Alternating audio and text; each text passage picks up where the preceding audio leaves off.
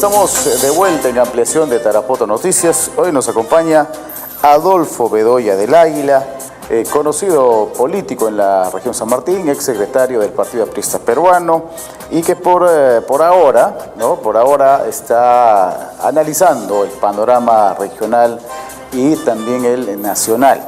Una semana bastante movida en nuestro país, en plena Semana Santa, recomponiendo un gabinete para que este sea el acompañante de Vizcarra en este proceso que no es nuevo, digamos, sino es la continuación de lo que ha dejado Peruanos por el Cambio, la continuación de lo bueno que ha dejado, Pedro Pablo Kuczynski, de lo bueno, porque lo malo, se le acusa a Kuczynski de lobista, de no haber tenido la muñeca necesaria para dirigir los destinos del país en buena forma, y ni siquiera ha tenido el tino de manejar actuaciones desde el Congreso de la República con los fujimoristas, que aparentemente han querido en todo este tiempo, y digo aparentemente, para otros de repente es cierto, han querido mostrar su poder, y parece que lo han hecho vacando y provocando la renuncia de Pedro Pablo Kuczynski. Vamos a ver qué ocurre de aquí en más, qué va a pasar con Martín Vizcarra. De repente por ahí hay todavía una especie de convivencia tranquila que permita tener más equilibrio en lo político, e ir avanzando con Vizcarra como presidente, pero ya hay una especie de unión entre el Congreso de la República y Vizcarra por esta ley de la Contraloría. ¿Cómo estás, Adolfo? Caio, ¿cómo estás? Muy buenas noches, un gusto estar acá. Bueno, pues la ley de la Contraloría, ¿qué explica?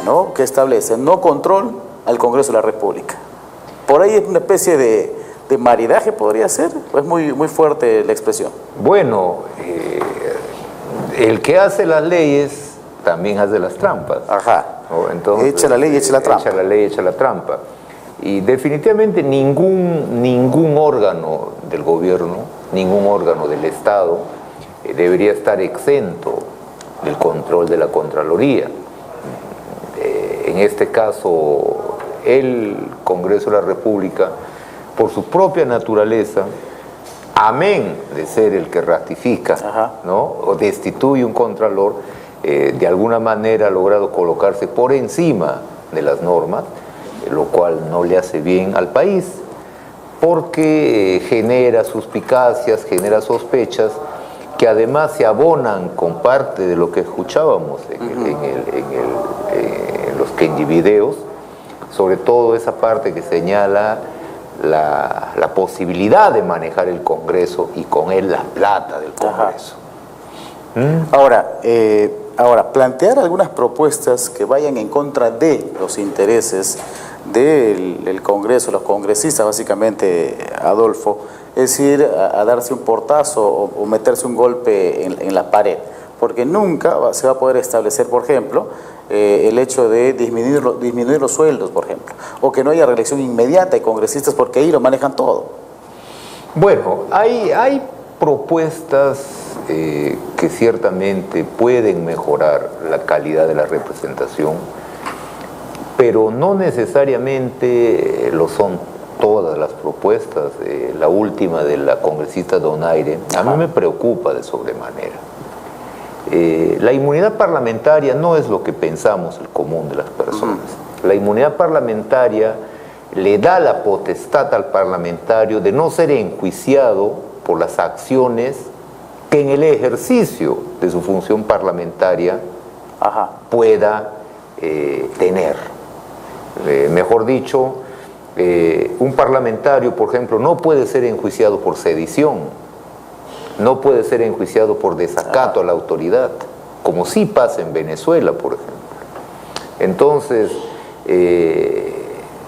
aprovechando esa confusión de la gente y dentro de una medida populista, medida ciertamente para agradar al pueblo, se dice no a la inmunidad parlamentaria, y lo que estamos quitando con eso es la salvaguarda para el parlamentario en el ejercicio de función, porque eso hay hasta en Suiza, mi estimado Cayo, siendo Suiza una democracia impecable.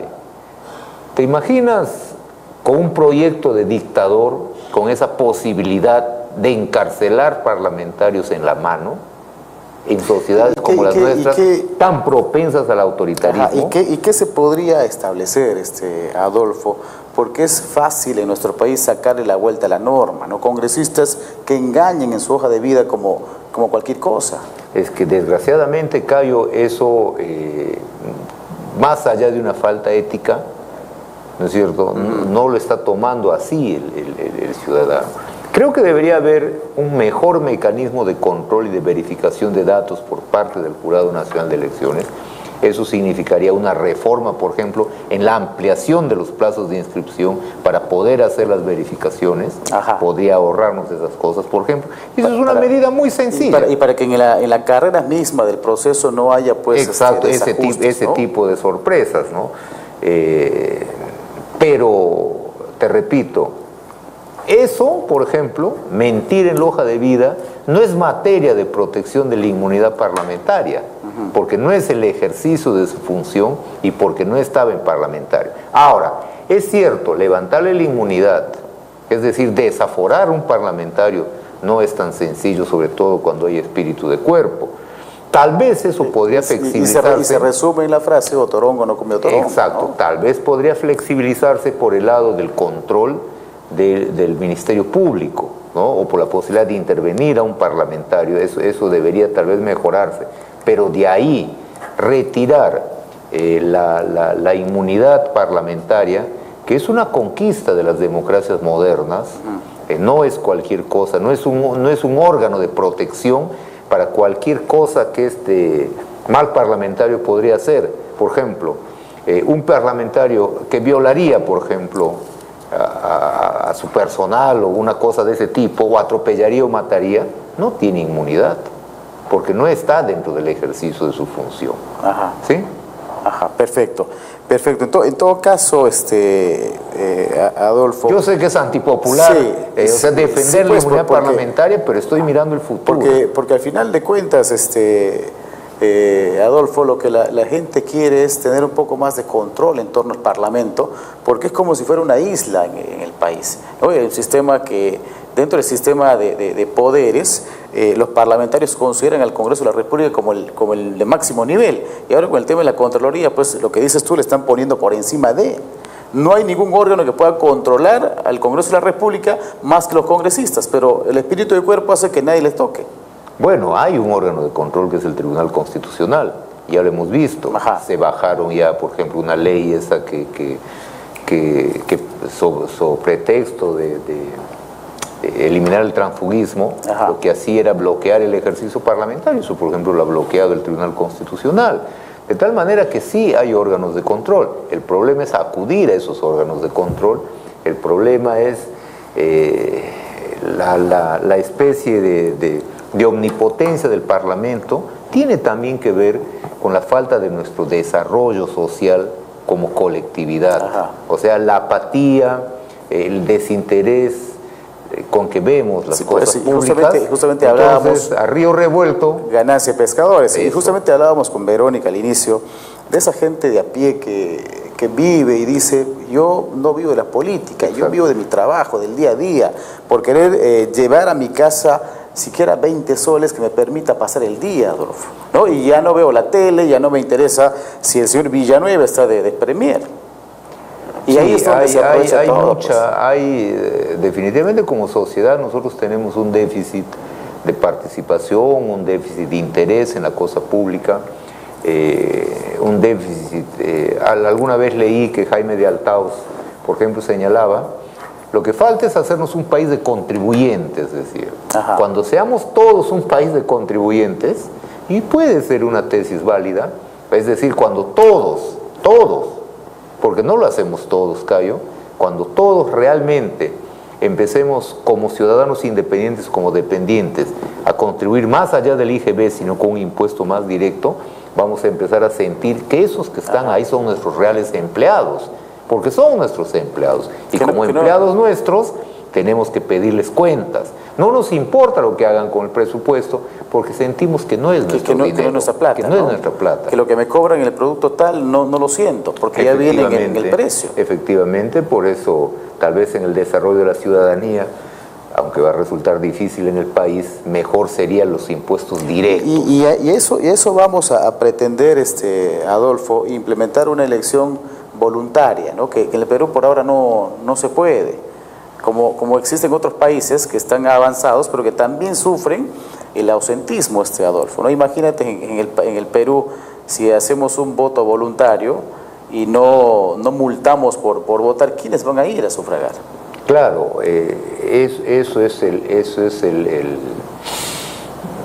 tiene sus pros y sus contras esa posibilidad. La contra de este voto obligatorio, no voto facultativo, es el hecho de que todas estas cosas que vemos en el Parlamento son hijos de esa votación. Ajá. Yo creo que no hay una votación desgraciadamente reflexiva, pero hay que también ver estas cosas con optimismo, Cayo. Nuestra democracia es joven, no solo en el tiempo, porque como nación vamos a cumplir recién 200 años, sino que es de esos 200 años, creo que 70 han sido del ejercicio democrático. No tenemos una práctica más democrática, no es una cosa que nace, no brota como las frutas de los árboles. Es un ejercicio, es un aprendizaje, es una práctica que nosotros como sociedad no tenemos. Dentro de todo eso está la obligación de ir a Mira, ir a votar. Inglaterra, ¿cuántos años? O sea, esas democracias que admiramos, Ajá. las admiramos, pero tal vez sin fijarnos en el tiempo de desarrollo que han tenido. O sea, estamos hablando antes de que el Perú fuera colonizado, ya había cimientos, ya había principios de democracia en esos países. Como tal, tienen un ejercicio diferente al nuestro, que vamos a llegar en el tiempo, Cayo. Y estas cosas que hace crisis, y estas cosas que por momentos nos abochornan como personas, como ciudadanos, tenemos que verlas como parte de ese lento proceso de aprendizaje, porque como te repito, así como un niño crece, ¿no es cierto?, las sociedades también crecen. Bueno, y alguien planteaba, Adolfo, el hecho de acudir a un golpe militar para poder, dice, subsanar este embrollo en el que estamos en este momento y que resulta pues de una estructura que ya venimos arrastrando desde hace mucho, ¿no? El tema de Alan García en los 80, el fujimorismo en los 90, la aparición de líderes supuestamente que nos iban a sacar del hoyo y mejorar nuestra condición, como el propio Toledo, el señor Humala, que aparece con una prédica distinta, pero que al final es secuestrado por quienes dominan al país, Adolfo, ¿no? Mira, y terminamos ¿cómo? ¿No? Con un escándalo de grandes proporciones que por ahora no tiene fin. Yo te voy a resumir, y tal vez no lo veamos así, tal vez por la fuerza de la costumbre, pero qué país tan deplorable podemos ser por momentos, que todos nuestros expresidentes, o sea, corren el riesgo de ir a prisión, o por lo menos son sujetos de fuertes cuestionamientos, ¿no? Yo estoy seguro que mis palabras, que quieren ser positivas, cuando las situamos en ese escenario, como que parecen hasta gaseosas y vacías. Sí, pues. O sea, no es un buen momento para el país, definitivamente. Y creo que hay... Y los antecedentes son negativos y no hemos cambiado nada. Cierto. O sea, hay cuestiones en el sistema que lo permiten. Te juro que yo pensaba que el 90 era, digamos, lo que pasó en los 90. Nada peor podía pasar. Claro, yo pensaba eso, ¿no? Yo pensaba eso y decía, pasamos este momento tan crítico del país con la llegada del 2001, y resulta que 17 años después la cosa está... ¿sabes qué es lo que pasó, Cayo? Es que el final de Fujimorismo, o sea, el final de Fujimorismo no trajo una renovación nacional. No trajo una renovación nacional. Trajo O sea, los que habían sido, o sea, nunca el escenario se quebró tal, como por ejemplo cuando se quebró en tiempo de Leguía, por señalar algo, que dio significó la ascensión de nuevos políticos jóvenes con otros ideales, otra mística. Esta vez no ocurrió eso. No, pues. O sea, fueron los mismos que habían sido desplazados los que regresaron. ¿Por qué? Porque la caída del fujimorismo fue tan abrupta y tan súbita. Yo, por ejemplo, acá, yo te voy a ser sincero, en la reelección, yo dije, bueno, esto tiene que pasar para que el país se renueve. O sea, yo estaba absolutamente seguro que la crisis económica que vivíamos, que era irresoluble dentro de Fujimori, claro, no lo percibíamos porque tenían controlados los medios, ¿no? Los medios no hablaban de la crisis económica que vivíamos. Hablaban del monstruo de los cerros. Pero vivíamos en una crisis económica, ya una recesión, el Perú vivía una recesión en ese momento, que era producto de vivir dentro de lo que el mundo veía como una dictadura. Eso tenía que redundar en algún momento en una desestabilización económica que a mi juicio en un par de años o 3 años, el gobierno de Fujimori iba a ser derribado por la fuerza de una juventud que aparecía impetuosa y que se marcó renovada, ¿no? Renovada y que incluso podía superar hasta Toledo, porque mucha gente de esos jóvenes cuando llegó la hora de la definición y pudieron ver a Toledo en acción antes de la marcha de los 4 suyos o luego en la marcha de los 4 suyos, resultaron bastante decepcionados. Yo tengo testimonios de eso. Pero volviendo a eso, entonces yo esperaba que haya esa eclosión, esperaba ese derrumbamiento del régimen de Fujimori, pero no, el Fujimori se derrumbó a sí mismo, tal vez viendo lo que le iba a pasar a futuro. Hoy seguramente, si hubiera ocurrido el desenlace normal, si no hubiera habido el video de Curi Montesinos, si esto hubiera caído por la fuerza de la protesta popular realmente y no por lo que cayó, por la transparencia de sus actos inmorales, tal vez otro fuera el destino del Perú. Sí, pues, ¿no? Tal vez otras generaciones nos estuvieran gobernando. A mí, por ejemplo, me pareció interesante, aunque no coincidía con ellos, era la presencia de Mónica Sánchez, por ejemplo, la de Salvador del Solar, Jason Day, otro joven, ¿no? O sea, que aunque no compartía yo sus pensamientos políticos, me parecían sumamente claros, sumamente decididos, que podían ser el germen. Desgraciadamente, a ellos también los agarró de bajada la caída de Fujimori, y la vieja clase política, porque la política aborrece el vacío, alguien tenía que reemplazar a Fujimori. No lo reemplazó la nueva clase política porque no existía, la reemplazó la vieja clase política, y eso es lo que estamos pagando. La aparición de Toledo fue una cuestión gaseosa que ahora ya se determina como tal, porque al final de cuentas no fue la salvación. Claro, del país. Y a la vieja clase política, y eso es lo peor que lo que ocurrió, a la vieja clase política, ¿no? Se le superpuso, se le juntó unos especímenes que ya ni políticos podían ser llamados, porque lo único, y ahí ya se instaura ya esta etapa que hoy estamos viviendo, esa gente, Cayo, 100% seguro, llegan al poder para robar. Y definitivamente yo creo que Toledo y mucha gente más en la que estoy pensando tiene esas características. Ajá. Ahora, Villanueva, César Villanueva como premier, Adolfo, ¿no? Se han expresado muchas críticas en torno a la asunción de cargo del señor Villanueva por básicamente puntos como el de haber negado 3 veces la relación, la cercanía, el diálogo que pudo haber tenido antes de promocionar la vacancia de Kuczynski, ¿no? El hecho de haber negado 3 veces, Semana Santa, y luego aparezca él trabajando ya en la conformación del gabinete y de haber aceptado esta propuesta. Ahora, el otro tema, la aparición de este documento de registros públicos donde se establece una aparente vinculación con Odebrecht, ¿no? Y esta vinculación en este documento, creando la Asociación de Fomento de Inversión de la entidad privada en la región amazónica, 5 gobiernos regionales amazónicos, y la vinculación con Odebrecht por el tema de la carretera Cuñibuque-Sisa, ¿no?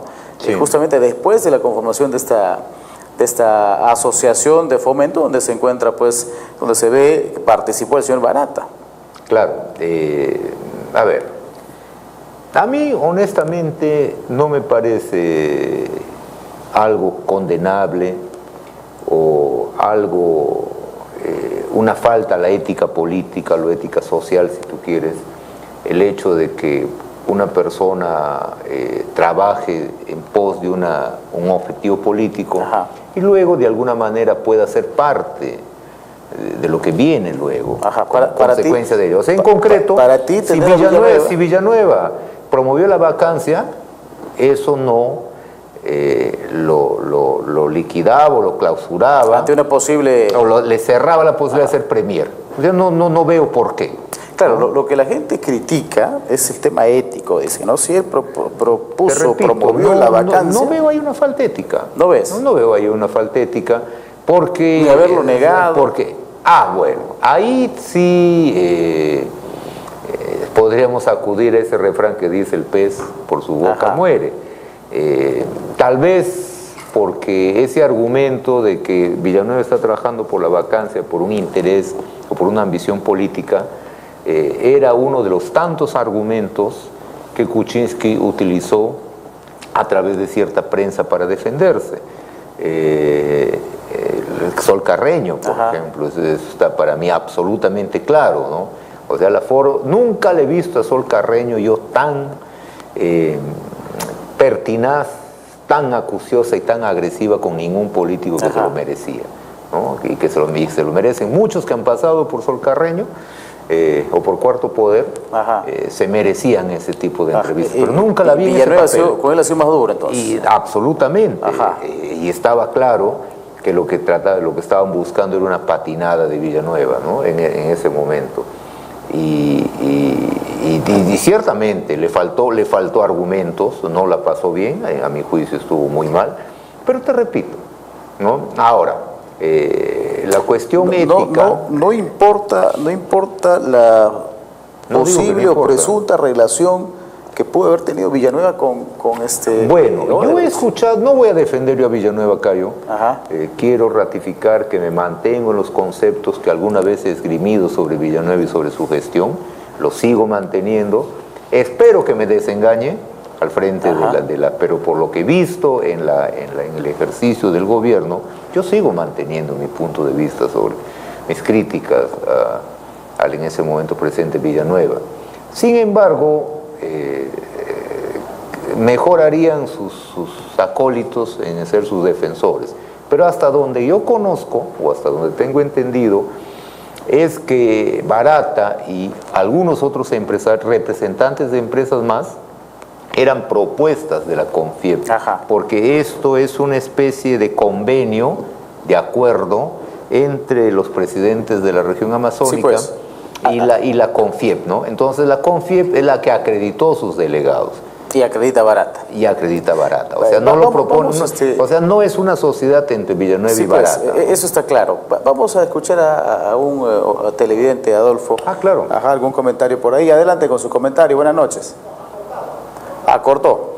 Bueno, pues no, si quiere comunicarse con nosotros, participar de esta conversación, ahí están los teléfonos en pantalla.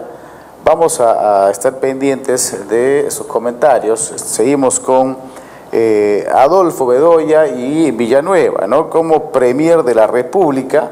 Y alguien decía por ahí, Adolfo, que con Villanueva de premier San Martín va a tener muchas posibilidades. Y por ahí respondía otra persona y decía: Villanueva no es premier de San Martín, sino es del país. Bueno, yo también no creo que de motu propio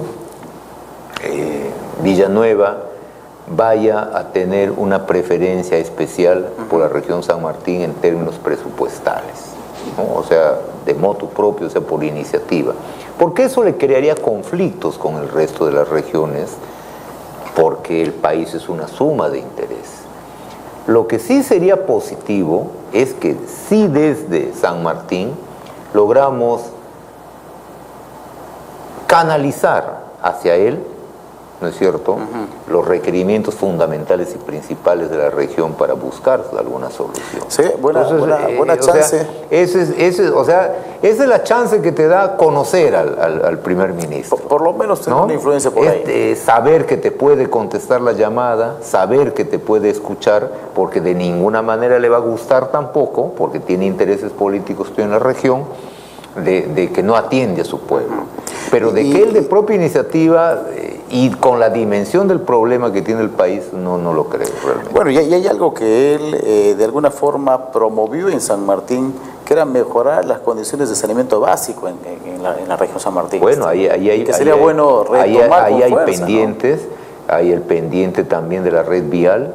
La red vial, ¿no? también. La red vial, yo espero que el gobernador Noriega tenga ya levantada todas las observaciones que le plantearon al proyecto el año pasado en estos gores ejecutivos, y eso se pueda hacer realidad, por lo menos presupuestalmente, ya dejar el presupuesto para este año. O sea, hay varias posibilidades, ¿no?, en términos de infraestructura y de obras que podemos capitalizar teniéndolo ahí al paisano. Bueno, vamos pero va a esperar. depender de nosotros. Pero depende también de lo que como autoridad regional podamos hacer. Exacto. ¿No? Porque Eso tampoco vamos a creer que porque está Villanueva ahí tenemos un plus adicional al resto. Así es. Más bien lo que habría que pensar como peruanos es en el significado y en las posibilidades que existen, ¿no? Yo veo dentro de algunas ventajas, ¿no?, el hecho de que para el Perú de que Villanueva sea presidente. Él se ha formado una imagen nacional. Nosotros no lo vemos así porque hemos convivido con su gestión.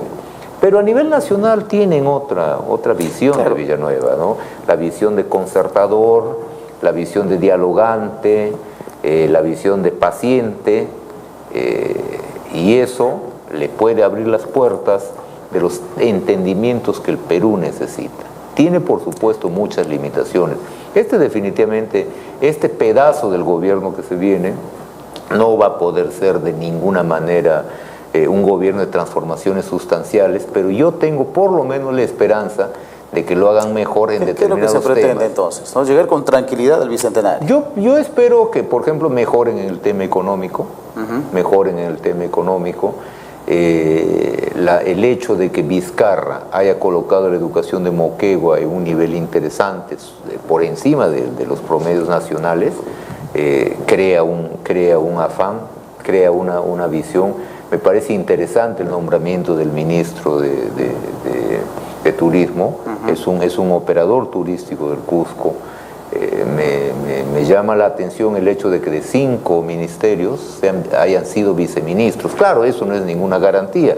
Si no, recordemos a Marilú Martans, la ministra de Educación, que fue viceministra, ¿no?, previamente.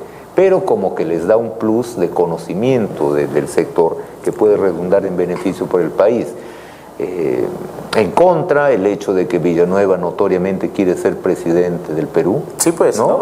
Ayer lo planteaba. Yo pido que nadie se sonría ni vaya a pensar. O sea, yo simplemente estoy expresando algo de que ellos lo dicen. Y además la percepción va por ahí, ¿no? Que se está preparando para ser ¿qué pasa? Elegible. Eso lo va a hacer blanco de todas las críticas posibles, porque obviamente los otros sectores políticos van a ver en él no el primer ministro, sino un potencial rival político y van a tratar de tirárselo abajo. Sí, pues.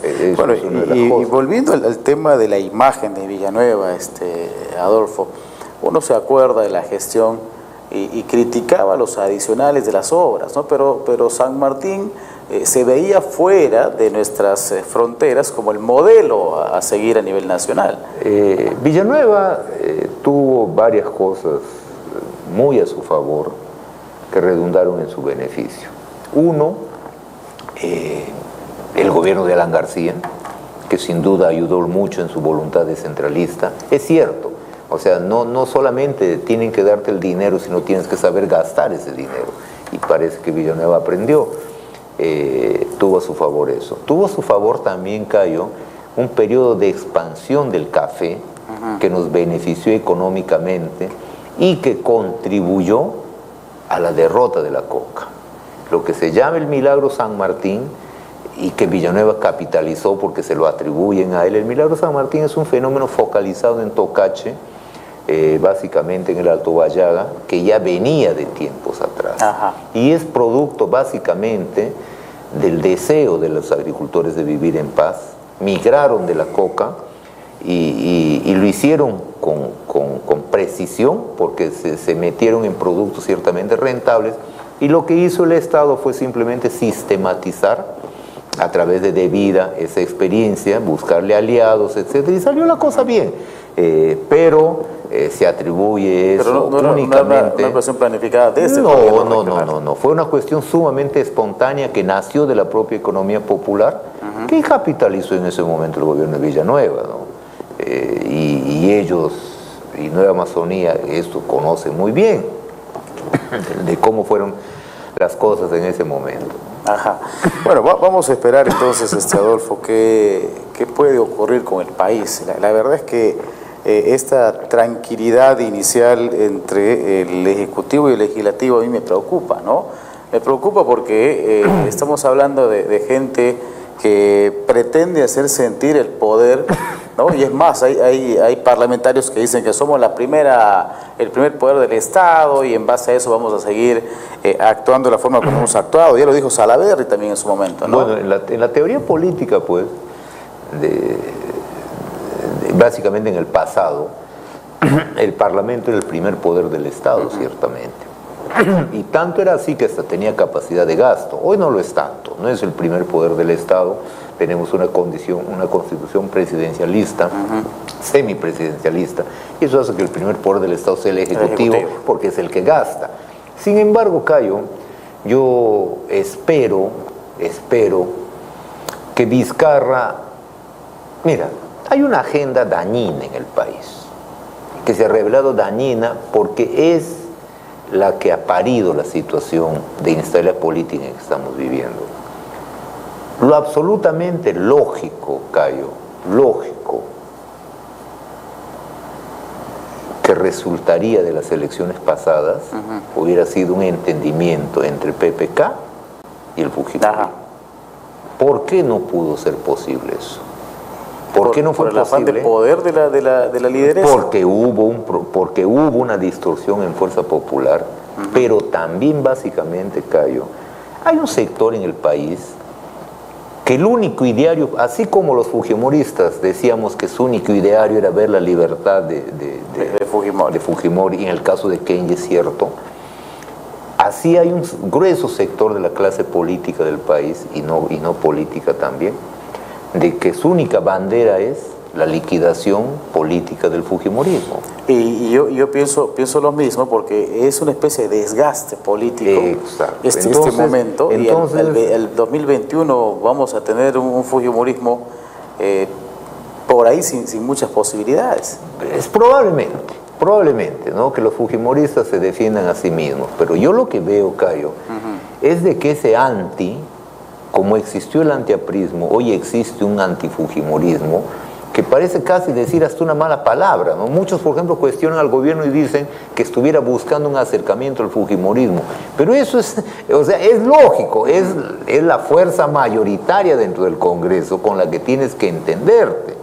O sea, no puedes entrar tú a bronquearte con esa fuerza política, es absolutamente ilógico y dañino. Pero eso pretendió Pedro Pablo Kuczynski al inicio, ¿no?, a tal punto de tener la chance de votar a todos, y no lo hizo. Hay una frase sumamente desafortunada que dijo Kuczynski, y que ya revelaba ese pensamiento distorsionado que luego fue evidente: vamos a robarle a algunos parlamentarios. O sea, en medio de broma, en medio de todo eso, reveló una intención agresiva en relación a esa primera fuerza política, que obviamente se sintió amenazada y respondió como saben responder. Y buscó a Kenji Fujimori, la otra cabeza. Y además buscó desde un primer momento dividir esa bancada. Y lo estaba logrando. Y lo logró. Ajá. Y sabiendo además que el tema indulto de Fujimori era un tema contrario a los intereses de Fuerza Popular, eso estaba claro desde un primer momento para todos, Pese a eso, metí el tema del indulto, precisamente con el afán de provocar la respuesta de extorsión política. O sea, Kuczynski también entró a la guerra contra Fuerza Popular por la gente que tenía en su entorno, Zavala, Salvador del Solar, Coco Nieto, todos ellos, ¿no es cierto?, conforman ese lobby nacional que es Keiko no va, Keiko nunca más, Fujimori nunca más, ¿no es cierto? Yo pienso que la verdadera reconciliación nacional no es la reconciliación nacional que pide el Movadef con los terroristas. La verdadera reconciliación nacional del país va a ser reconciliarnos con todos esos peruanos que están, los vemos en la vereda del frente como si fueran opositores, como si fueran enemigos. Y que simplemente creen, porque tienen derecho a creerlo, que Fujimori ha sido un buen gobierno, ¿no? Perfecto.